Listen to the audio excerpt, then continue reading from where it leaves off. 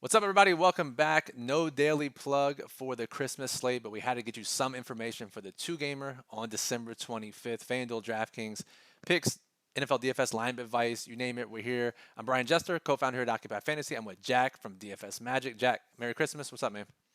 Merry Christmas, Brian. We're back for more two-game slates. Putting out all kinds before the holidays, and yeah, excited to be back.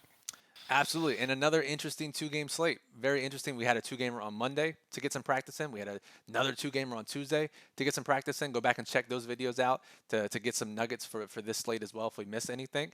And yeah, it's a different two-game slate, but we do have the late swap option, which we didn't have on Tuesday. Before we get started, though, make sure you subscribe to the YouTube channel, get notified when we go live, upload videos. Give us that thumbs up if you like the content. Any questions? Your best bet today is to hop in the Discord server. Not sure we'll be monitoring the YouTube comments, given that it's Christmas Eve. So hop in Discord, and we'll answer any questions you have about the slate. So Jack, I guess we have to talk about, it's still COVID season, so we have to talk about the COVID and injury inactives for this game. So I'm just going to run through them like we did the first two videos this week, and you give me your thoughts. So Cleveland and Green Bay. For Cleveland, they're expected to get back Baker Mayfield and Jarvis Landry and Austin Hooper. Their left tackle Jedrick Wills, defensive tackle Malik McDowell, all expected to return. However, their center J.C. Treader going on the COVID list. He'll be out. Their top three safeties are either hurt or on the COVID list.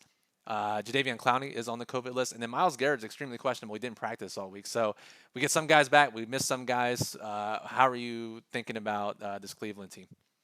Yeah, I think there's a couple things. First one is, like you just said, it's Christmas time. Sites are maybe not monitored as much as they should be.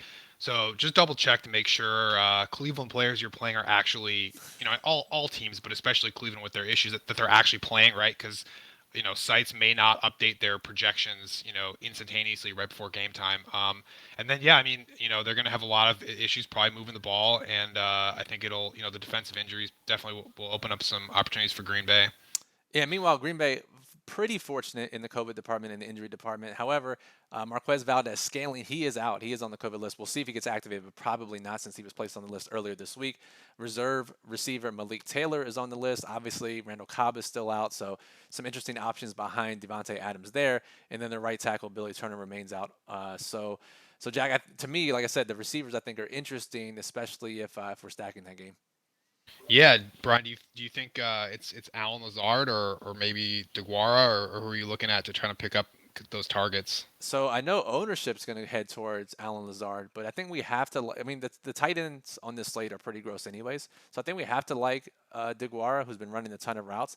But then I'm also interested in Juwan Winfrey, who was the number four receiver against Baltimore. Seems like he'll slide into the number three role here, and I don't think many people will play him at all. So again, if we look at the Tuesday slate where Jalen Hurts stacks one, we saw Jalen Rager at sub 5% in the winning lineups, the winning stacks. We're always looking for sub 5% guys to mega stack with our quarterback. If we play Rodgers, I think Winfrey's an interesting example, or DeGuara. Yeah, Brian. I'll actually steal a note from the DFS Daily newsletter this week. I don't know if you wrote this one, but Gilgis Alexander from NBA, broke the slate at low ownership, and the guy to me is Aaron Jones here. He's expensive. People are probably not gonna, we have his ownership around 40, but it wouldn't surprise me if he's a little under that. But we've seen him have some ceiling receiving games, out of the backfield and even lining out wide. So I think he's a guy given Cleveland's injuries that could easily have a ceiling game, and people are going to want to jam in the top studs and maybe not pay up for him. And Aaron Jones actually got more of the workload this week than he had the previous couple of weeks. So I definitely like that call. That's an interesting thought.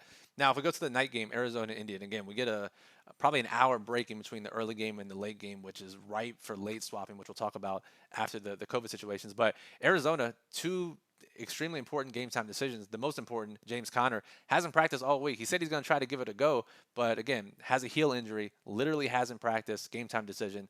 We'll see if not, it's a massive role for Chase Edmonds. And then Rondale Moore, which I think is interesting because of maybe some other options it opens up, and they'll stop, those bullshit 3-yard passes behind the line of scrimmage to him.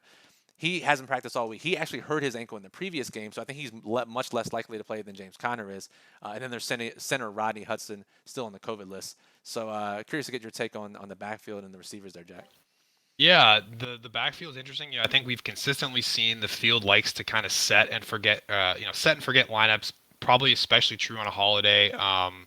I think we're pretty confident Edmonds is not going to be super high owned unless Connor is truly ruled out, in the morning or maybe today, but doesn't seem likely. So I think definitely getting exposure to both guys, and then like you said, using that hour to make intelligent late swaps. I'll throw the receiver question back at you. Who are you looking at for wide receiver value on the Arizona side? So I think it's actually pretty clear, and I don't think the field's going to recognize it. So Christian Kirk, AJ Green going to stay in the roles. Antoine Wesley still in his massive snap share role on the outside in the DeAndre Hopkins spot. Now the fourth receiver is going to be Andy Isabella. We know they run a ton of four receiver sets. If Connor's out, they have to run even more four receiver sets just because of the personnel that they have. And Isabella, when he's played, he's been productive. And he produces big plays, and he's kind of that shifty slot guy. At least they use him as a shifty slot guy. So has deep ball potential. They could use him behind the line of scrimmage. I'm very interested in Andy Isabella, and I cannot imagine that he's more than 5% owned. Yeah, that's a great point, and you also make a good point about Wesley.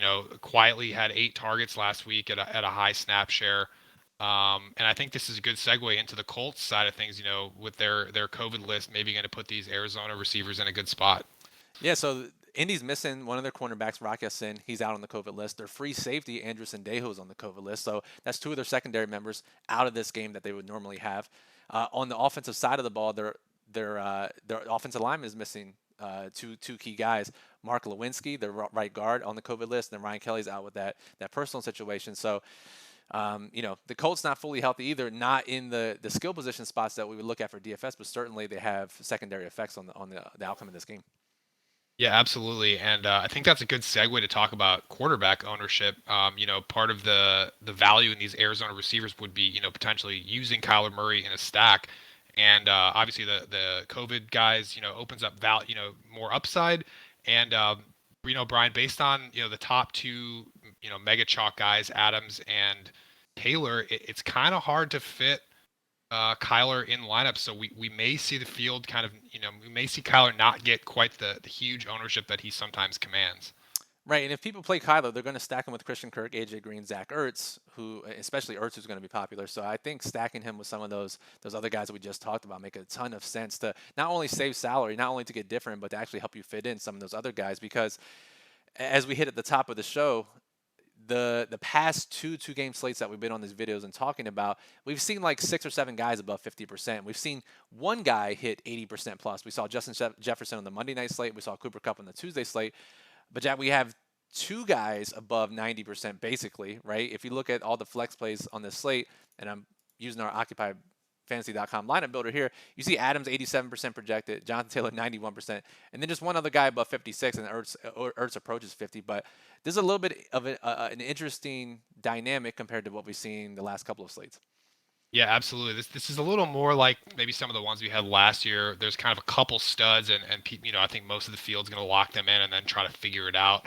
And yeah, I think you made a great point about stacking the contrarian stacking with Kyler, and you mentioned the chalkier guys, Ertz, Kirk, AJ Green. You still absolutely want to play those guys, and to get back to what's been winning on these 2 game slates, we've seen it the last two times in the last week. Brian, is these game stack lineups continue to win. Last slate was a 4x2, quarterback and 3 teammates.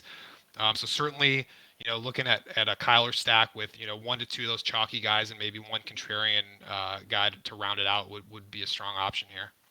Yeah, I'm not saying we have crystal balls, but it's pretty straightforward on 2 game slates. We see 4-man stacks, sometimes 5-man stacks on DraftKings when you bring them back with at least 1 up to 3 guys.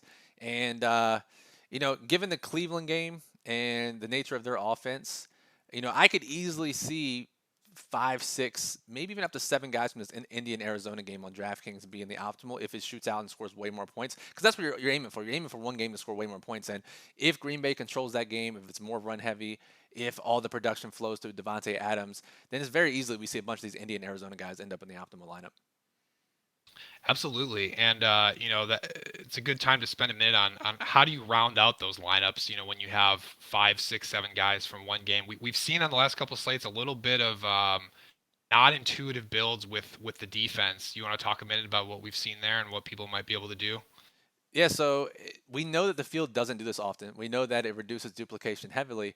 And on a main slate, I mean, pretty much every slate, you're filling in your defense last if you're hand building. And the common concept is you don't play a defense against your quarterback.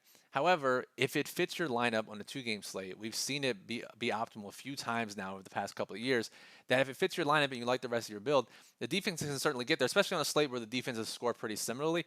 Or jackpot, your quarterback throws a pick six, right? There are multiple ways for it to get there, so I wouldn't exclude it. I just think you have to be smart about how you build those lineups.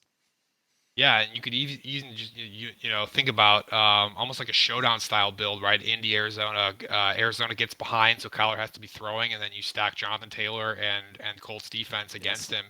And then you're the only difference between showdown and the two gamers, you're throwing a couple guys in from the other game. But yeah, I agree. It's a great way to get different. So leaving salary is one way. We always encourage people to get different, but you don't have to do it that way. You can look for ways like playing the defense against the quarterback, or even playing a couple of opponents against the defense as well. Because we saw that on Tuesday, right? We saw two players against a defense, which is usually Yep, not something people think to do. exactly. Yep, we did.